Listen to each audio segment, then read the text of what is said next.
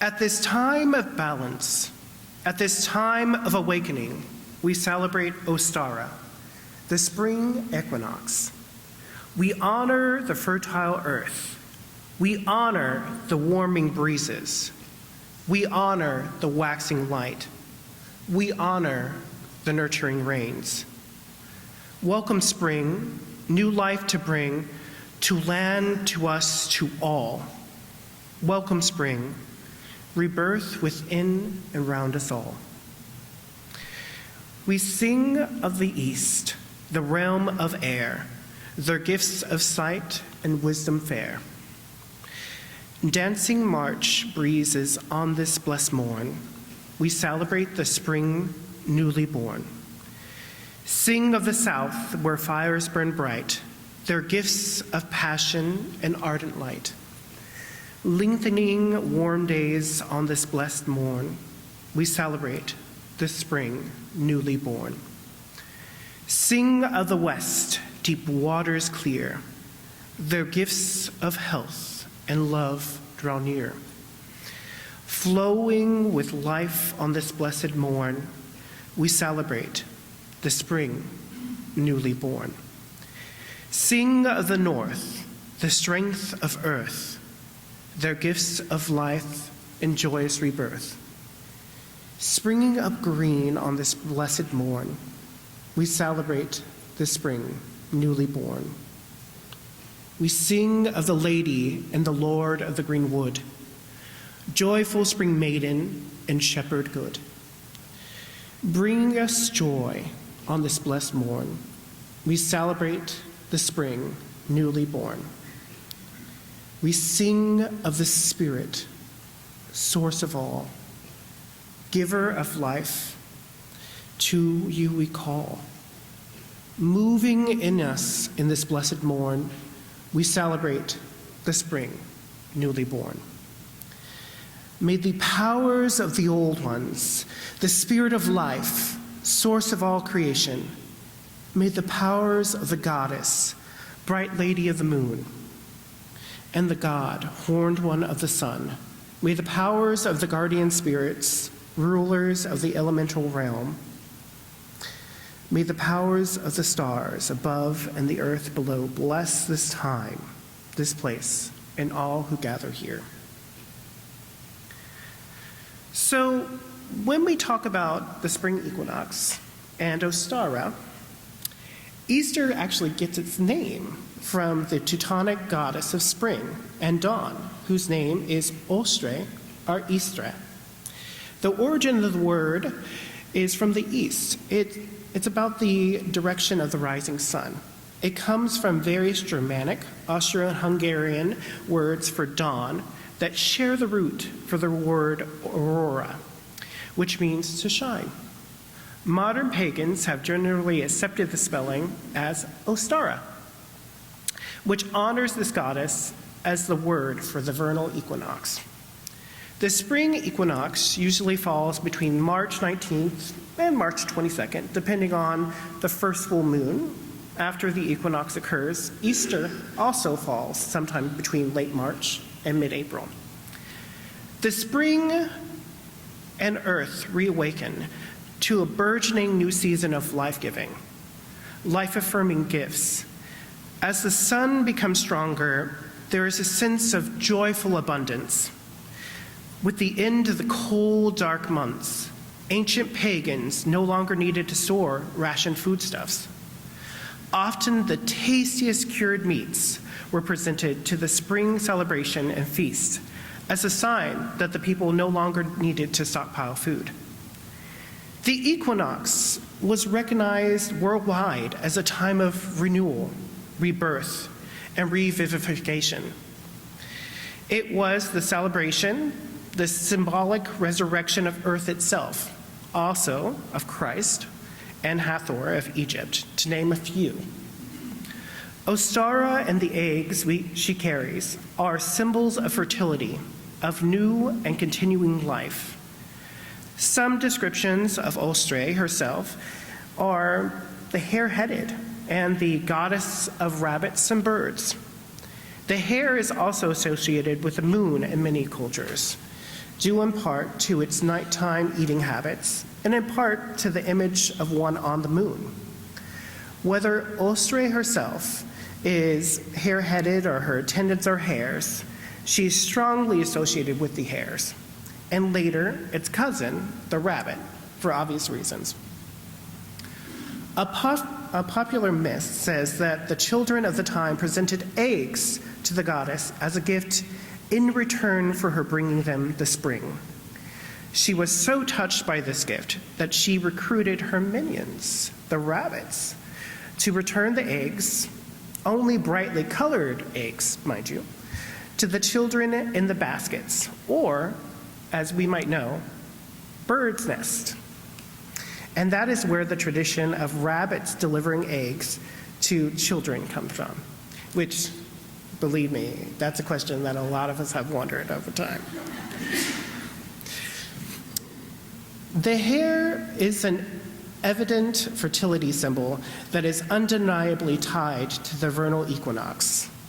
March begins with the rutting time of the hares. It is apparently quite a spectacle in Europe. It is said that the typical shy, quiet hare becomes fanatical and fervent. They run for miles and can even become aggressive and appear quite mad. Hence the English and French expressions, as mad as a March hare. Eggs are also represent fertility and a promise of new life.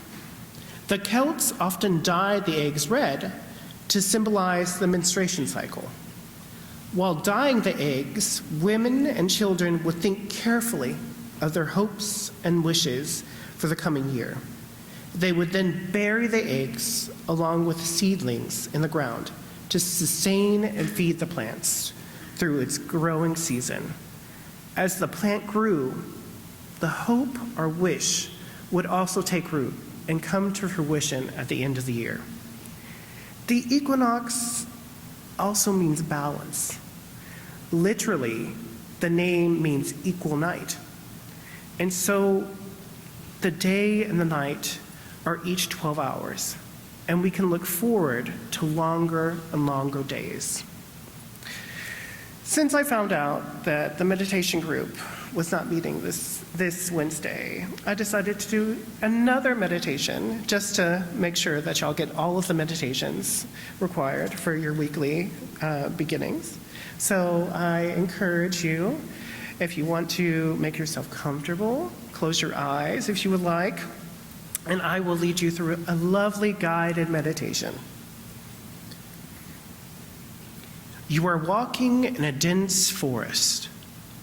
The sky is overcast and the woods are gloomy. Although occasionally a feeble ray of sunlight makes its way through the clouds and the trees, the branches of the trees are bare. Although the tips are just beginning to bud, old leaves from last year's fall scurry about your feet as an occasional gust of wind blows them about. The ground is for the most part bare, with occasional patches of snow in the shade. Hints of new green life make their way through the snow and dead leaves. As you walk, you notice a grove of beautiful white birches. The pale glint of their trunks and branches, a pleasant contrast in the otherwise dark woods. You walk toward the birch grove and then start to walk into it. When you are surrounded by the birches, you notice a large tree that looks as if it's been struck by lightning. Its upper trunk has been split in two. The inner wood has been exposed to air. The dead leaves have blown their way into the nooks of the tree. In every way, this tree looks as dead as it can be. For some reason, you look up from the tree and are surprised to find a woman present.